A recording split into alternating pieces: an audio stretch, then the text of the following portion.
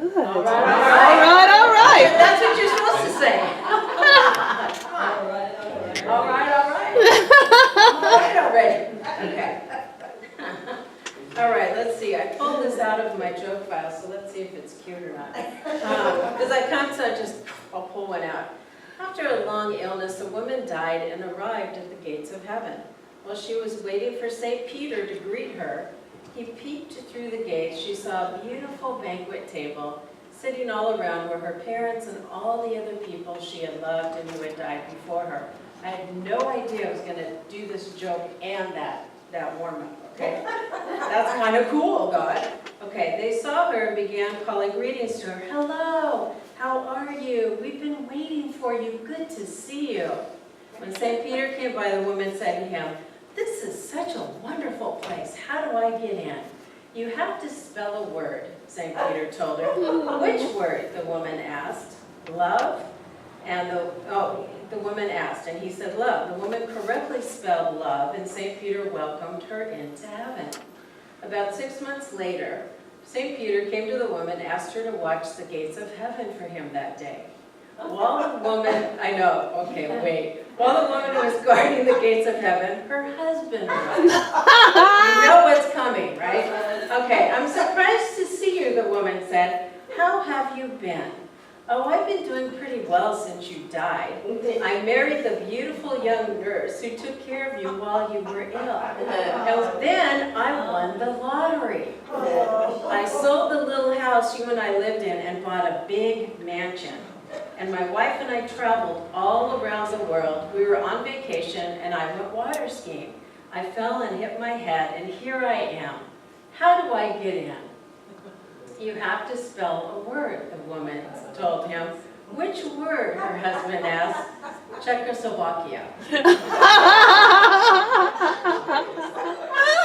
would never get in. Do you know how you spell it? I know, right? Think about it. Think about that word. We would not get in. Oh my gosh. You would think after being in heaven that she would be, she would be nicer. I guess we carry our stuff with us. What can we do? Well, a lot of times what I'll do, I'll look in a Science of Mind magazine and it'll be all like, oh, that's cool. That's a cool talk. I don't know what it's going to be about, but that's a cool talk. So this one is called People or Energy because Ernest Holmes talks about how we're little radio frequency towers. And when we are angry, when we're happy, we create and we attract to us. So we're all energy. And I was taking a polarity therapy healing class, and there's a diagram where it shows the energy grids going down through your body, that your body's all energy. So when people get blocked in any of those energy systems, there's illness, and that's what happens. And so that's what the doc was talking about last week. We had a chiropractor who does energy work here, so it was really great. And so I thought, oh, that's really cool. And then as that talk, or that title or that topic is filling me, I met with my gals that I've met with for 15 years, once a month for 15 years. And we went to Descanso Gardens, and are you familiar with that? It's a beautiful gardens park that's down by where I live, and it's beautiful. And it's just a great, energetic place to get rejuvenated and feel yourself. Much like here, what is the one that you're the docent for? Lotus Land. Lotus Land. So it's like going to Lotus Land, you're like, oh, and you feel so great. But as we were together, she was talking about the new book that Lynn McTaggart wrote. And she wrote that book called The Intention Experiment. Do you remember that? I think we had it at the Book of the Month like years ago. And she wrote another book called The Power of 8. And The Power of 8 is about how she was doing, she's a scientist, and how she was bringing 8 people together and they would do an intention. And so let's say it was each one of us and we each had an intention. One person said, I need healing for my health. I need finances. I need, a relationship. I need whatever it is, right? I don't know that winning the lottery is going to be really easy to manifest, but if you believe it, you will. And so she says to me, one of the gals in the group, she says, I'm having a health crisis again. And she had gone through a health crisis before, and they had to remove one of her lungs. Oh. So now she's got one lung left, and we all are practitioners and ministers, and we said, you know what, we're not knowing that truth for you. So the cancer came back, and we said, okay, we're going to just pray and know that you're perfect and whole and complete and healthy. But she said, would you mind every morning at 8:15, and this is something you could do for yourself or with a friend. You don't have to have 8 people. Intention is everything. And that's what Lynn McTaggart wrote about in the intention experiment. And Ernest Holmes talks about that all the time, but in a very simple way. When we intend something, then it's going to start to manifest. If we have something that's blocking us, then that's going to stop it from manifesting. So a lot of times in our prayers, and what we say is that whatever it is that I need to release energetically, I'm releasing it. I'm going to embrace what I want in my life now, because whatever blocks there are, I may not know they are there. I'm trying to think of his name, one of the ministers, but he said that in one of his prayers, he always talks about, Raymond Charles Parker, of course, and he always talks about how we have to say, in our prayer, and he adds this all the time, that this prayer is coming into my subconscious and my unconscious mind, because on the conscious mind, maybe there's something on the surface that's going to block us. And so we want to make sure that we have that intention or that prayer, and prayer is intention, for it to come into us, yeah? And that's really it. And then I realized that, sitting for 10 minutes every single day at 8:15 a.m., that's a new practice for me. Because I have certain practices I do, but that's another one to add to the meditation, to the prayer work. And that's another one to do. So what I did, I figured, well, I'm here for her. Why not do one for me too, and the center? So I'm working on that as well. And it kind of, gave me a whole new perspective in my life. So for you, be present to what is it that has eluded you for a long period of time. And Bob, you said you wanted to get rid of all your judgment, right? My opinions. Your opinions. Okay. Yeah. All right. So there's an intention. Woo, be careful on that one, because he's going to have more stuff to have opinions about. As you pray on something, then it's going to come and hit you in the face. As we pray, we want more money. Normally, what happens is we get more money problems in order to, I'm going to say, be able to manage that well in the future, okay? And that's really how it works. So as we are doing this, we're visualizing, and you can all do this for yourself. We're just visualizing her, that her lung is even better than it was before, because right now I guess it's at a certain percentage of breath ability. And then also that because of the chemo that she went through before, I'm declaring that she has bone density and stronger bones, and her whole body is vibrant, filled with the Christed energy. Now, I'm not talking about Jesus. The Christ energy is God's light. That is the love. That is the peace. That is the power part of our consciousness, okay? So I want that to come through her. Because wouldn't you want to have a consciousness like that man? Okay? Because it's just so clear, so present, so real, and that's really what it is. So another thing I like to do, and sometimes I get inspired on this and sometimes I don't, but there's a show that Oprah has called The Master Class. And I don't know if you've never watched it, it's fantastic. So you all know who Billy Bob Thornton is, right? Okay, I love him. He's from Arkansas.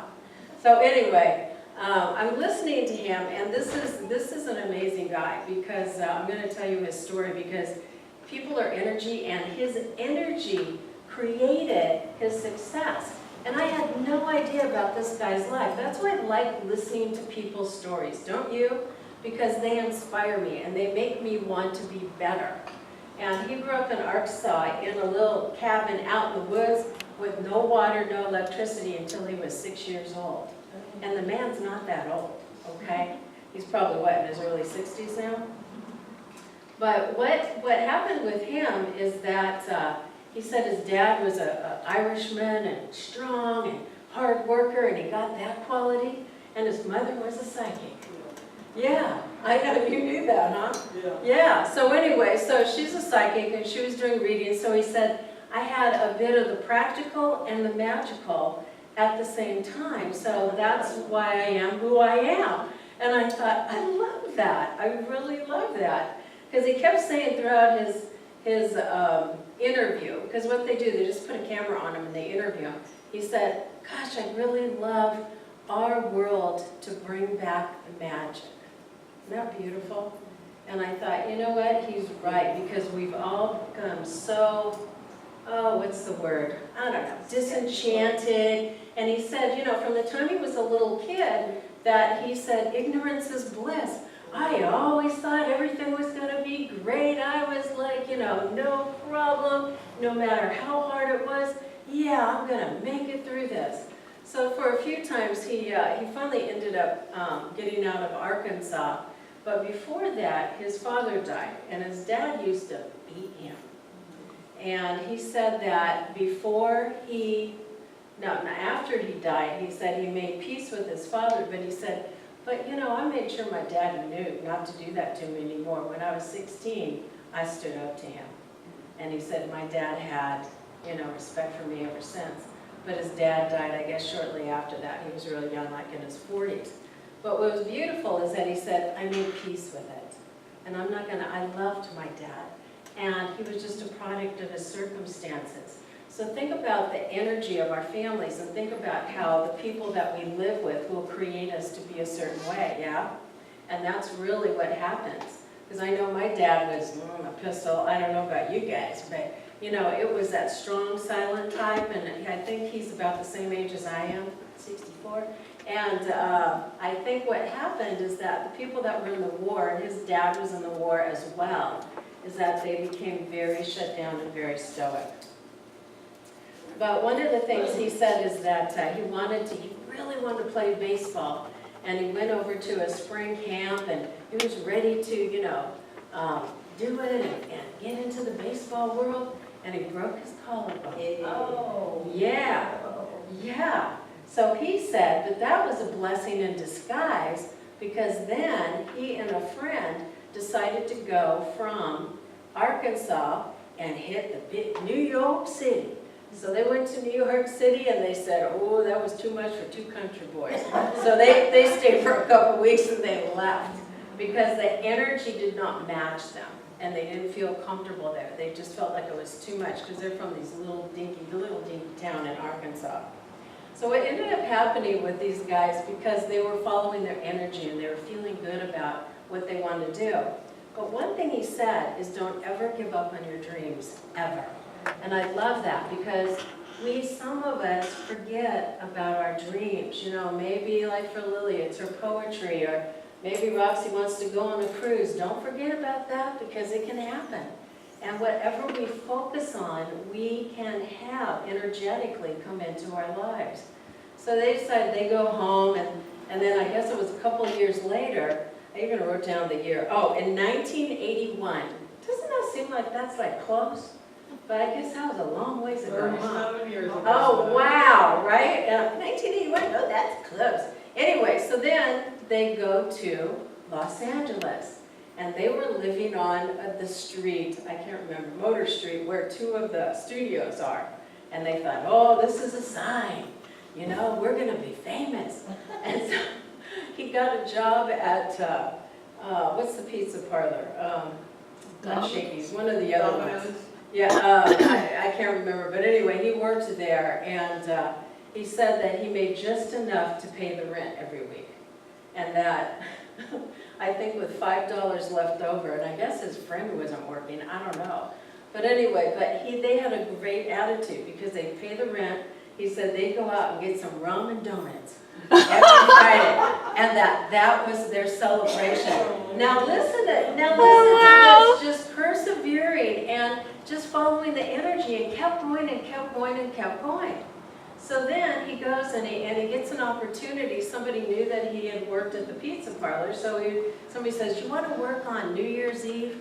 You know, and you can hand out hors d'oeuvres and be at the catering, and oh, sure, I'll make that double time money, yeah, because he's a hard worker and a psychic. So anyway, he decided to go, and he's handing out to all these, he's seen all these famous people. Darn, I've seen all these people in the movies, wow. And then I guess he started talking to some man, and the man said, you know, you don't want to be an actor. You want to do, you know, something else. And Billy Bob says, well, I'm a screenwriter. I write plays. And one of the things he did after he broke his collarbone, he was in high school, and he said, well, I think I'll just join the drama club because it's easy. And that's where he got his training. And then his teacher said to him, you know what, you're always writing in class. She says, let's put on one of your plays. Isn't that beautiful? And so here's a woman that helped him to void his dream and come into reality, yeah? So it was really great. So he said at that party, he had no idea he made really fast friends with this guy, and it was Billy Wilder. You know who Billy Wilder is? Yeah. Okay. So he says, well, if you're a screenwriter, you're going to make it, young man. So I think it wasn't shortly after that. I'm not sure. Maybe it was 2 or 3 years, whatever it was. I mean, think about it. He wrote the script for Sling Blade. Okay, he wrote that. I had no idea he wrote that. He wrote in it and he starred in it. You'd have to go watch it. It's like amazing the way he put on that persona.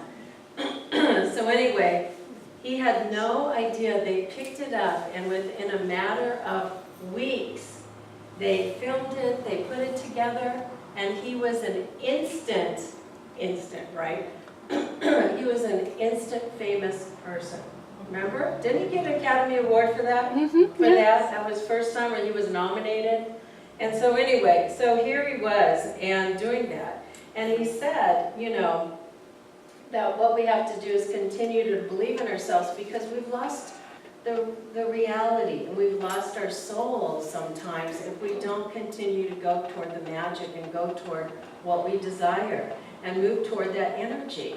And so as we're moving through our day and moving through our week, you know, I was reading a book and it was talking about practicing the presence. And I liked it because it said, in each moment, and you'll forget, and you're not present. You know, I do that with my granddaughter. She's like playing with her Barbies. I'm like, gosh, I can't even play with Barbies anymore. I get distracted. Remember how we were kids and we would sit there for hours? And I thought, that's going to be a spiritual practice. I'm going to sit and be with something and just focus on it, because our society, what it's done to us, it's taken us all over the place. And it's to focus, whether it's an artwork or sewing or playing with Barbies, I don't care what you do. But it's to practice that presence and to create that calm, peaceful energy to be attracted to us. So what he talked about also, he said, see your own worth and really believe in yourself. Because he said, no matter what, I believed in myself. It may have taken me years to get to where I got, but I always knew in my heart and my soul that I was going to have my stories, and I healed through my stories. So he said I based them off of people I knew and his situations, and so he said Sling Blade was based off of somebody, loosely based off somebody he knew. And so that's how he wrote those stories. I think it takes place in Arkansas. Of course. So he was doing his life. You know, and the other one that has healed through that, and it's really, you know, these people are really way showers for us, is Tyler Perry does that too. He writes the screenplays because he is healing his stuff from him being beaten and abused and all of that. I told you that story before about him. And so with that, you know, since we are energy, we're always going to have to clear and cleanse, clear and cleanse, clear and cleanse. Be aware of what we are doing in our lives and what do we want to attract in our lives. And the other quote that Billy Bob says, it may not work out the first time, so you just keep going. So what I realized, with my friend, is that we're going to keep going until we see that healing. We're going to keep going until we know that she is clear, because she says, I have too much to do in this world and I'm not ready to go. And we all looked at her and we said, we're not ready for you to go either. And so when you know that, really, really be aware of our desires, our dreams, our soul. And as we're aware of that, we can allow the divine to buoy us and to help us. And when she said, would you please do that for us, that made me feel so good. And I realized, what else can I do in my life to inspire me and to make me look at my dreams and my hopes and my desires? Thank God I don't have a healing crisis. So what do we desire? What would we like in our lives? So knowing that Spirit's always right there, we just have to get clear. And as Lynn McTaggart said, she said, when you're clear, your intentions manifest. When you're clear and you have that power and you tap into it, you're going to have whatever you want in your life. Greg Braden, he did an experiment too. Y'all know who Greg Braden is? He's another scientist. But what they've done, they have done intention experiments around the world. And they'll put these beacons out, and they will meditate and focus on them for a period of time to create peace and harmony in the world. And they have pictures of them as people are meditating and intending, they light up. Isn't that beautiful? So would you like to light up your own life and your own heart? Yeah. So that it's that easy, because we are energy. People are energy, we are energy. And all we have to do is get clear and focus on our desires and what we want. So you ready to do that? Yeah. Yeah, baby. So with that, like Billy Bob Thornton, it's just keep moving towards your dreams and desires. And the last thing he said, he was so cute. He's married, he has a couple, I think he has 3 kids, and he said, I just have an intention that they have a beautiful life and that all their dreams come true. And I thought, what a great thing for a dad to say. Huh? Oh. So it's so wonderful. So I'm going to close because I was finding the prosperity prayer that Darrell Lynn wrote. Remember you all got copies of this? We can give you more. Okay, so I'm going to close with this. I am the rich child of a loving universe. Can we repeat the sentence? Oh, if you want, it's not that long. Okay, repeat after me. I'm a rich child of a loving universe. The child of a loving universe. All that the universe has is mine to share and to experience. All that the universe has is mine to share and experience. Divine intelligence is now showing me how to claim my own. Divine intelligence is now showing me how to claim my own God-given wealth, health, and happiness. God-given wealth, health, and happiness. Divine intelligence is even now opening the way for my immediate blessings. Divine intelligence is even now opening a way for my immediate blessings. I have faith that all that is mine by divine right. I have faith that all that is mine by divine right now comes to me in rich abundance. Now comes to me in rich abundance. My rich blessings do not interfere with anyone else's good. Oh, there's good. My rich blessings do not interfere with anyone else's good. Since God's rich substance is unlimited and everywhere for all to use. Since God's rich substance is everywhere and everywhere for all to use. Okay, this is it. There is no delay. You have to say it loud. There is no delay. That which is not for my highest good now fades from me. That which is not for my highest good now fades from me. And I no longer desire it. I no longer desire it. Last few lines. My God-given desires are richly fulfilled now in God's own wonderful way. My God-given desires are richly fulfilled now in God's own wonderful way. And so it is. Woo! All All right. right, thank you, everybody.